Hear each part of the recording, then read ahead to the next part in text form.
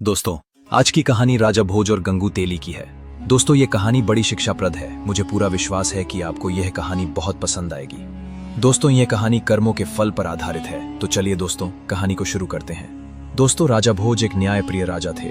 वह अपनी प्रजा को पुत्र जैसा स्नेह करते थे। उनके दरबार में अनेक विद्वान लोग रहते थे।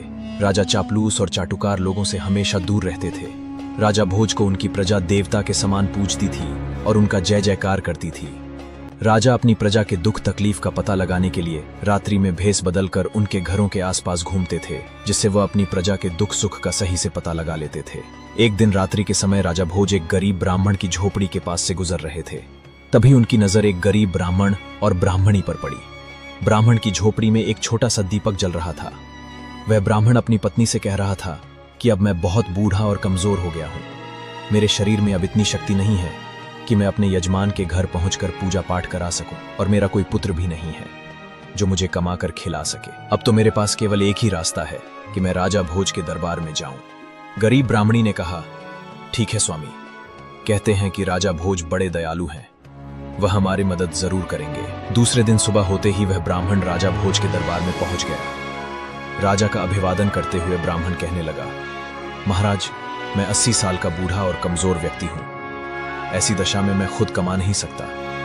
कहते हैं कि बुढ़ापे का सहारा पुत्र होता है, पर मेरा दुर्भाग्य है कि मेरा कोई पुत्र नहीं है। अब ऐसी स्थिति में राजन, मुझे 2 जून की रोटी भी मिलना मुश्किल है। राजा भोज ने उस ब्राह्मण की गरीबी का पता रात्रि में ही लगा लिया था। इसलिए राजा भोज ने 100 सोने और चांदी के सिक्के उस ब्राह्मण को दे दिए। ब्राह्मण के पास अब इतना धन आ चुका था कि वह सुखपूर्वक अपना जीवन व्यतीत कर सकता था। ब्राह्मण खुशी खुशी घर पहुंचा और वह रुपए एक लकड़ी के संदूक में रख दिया। किंतु रात्रि में एक विचित्र घटना घटी। सुबह जब ब्राह्मण ने संदूक खोला तो सारे रुपए गायब थे। ब्राह्मण सोच में पड़ गया कि उसके घर के दरवाजे सुबह तक बंद थे। कोई व्यक्ति घर के अंदर आया भी नहीं, तो रुपए कहां चले गए? ब्राह्मण व्याकुल होकर सुबह दूसरी बार राजा भोज के दरबार में पहुंच गया और रात का सारा हाल बताया। राजा ने उसे दूसरी बार भी 100 सोने चांदी के सिक्के दिए। ब्राह्मण बहुत खुश हुआ। अब ब्राह्मण उन रुपयों से अपना नया मकान बनवा सकता था, किंतु होनी को कुछ और ही मंजूर था। ब्राह्मण रात्रि को गहरी नींद में सोया था। उसने स्वप्न में देखा कि राजा भोज उससे कह रहे हैं कि ब्राह्मण देवता, राज्य पर बहुत बड़ा संकट आ गया है, इसीलिए मैं वह रुपए लेने आया हूं जो मैंने सुबह तुम्हें दिए थे। ब्राह्मण ने खुशी खुशी वह रुपए राजा को लौटा दिया। जब सुबह हुई तो ब्राह्मण ने देखा आज भी संदूक से वह रुपए गायब थे।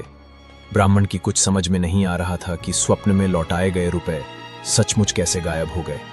वो गरीब ब्राह्मण सुबह राजा भोज के दरबार में पुनः पहुंचा और रात्रि का सारा वृतांत राजा के सम्मुख कह दिया। राजा घोर आश्चर्य में पड़ गया। वो चकित था। राजा ने अपने कोषाध्यक्ष को आदेश दिया कि 100 सोने और चांदी के सिक्के ब्राह्मण को पुनः दिए जाए। राजा की आज्ञा का पालन हुआ। ब्राह्मण खुशी खुशी घर पहुंचा।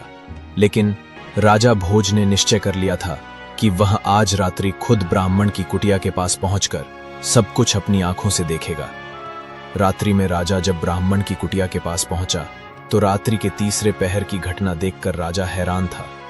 राजा ने देखा कि दोस्तों, यह कहानी का पहला अध्याय यहीं खत्म करते हैं। अगला अध्याय जल्द ही आएगा।